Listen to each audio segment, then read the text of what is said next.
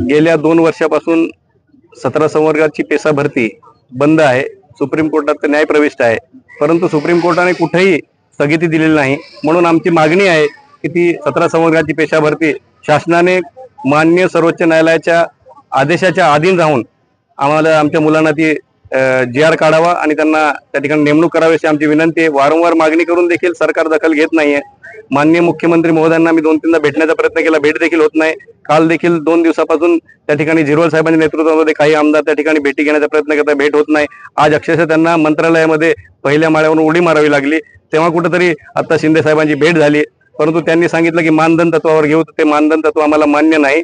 आम्हाला आमची हक्काची जी पेसा भरती आहे 17 संवर्गाची ते आमच्या मुलांना आमच्या विद्यार्थ्यांना मिळालीच पाहिजे आणि जी अधिसंख्या पद 12,500 आहे ते देखील आमच्या मुलांच्या त्या ठिकाणी भरले गेले पाहिजे।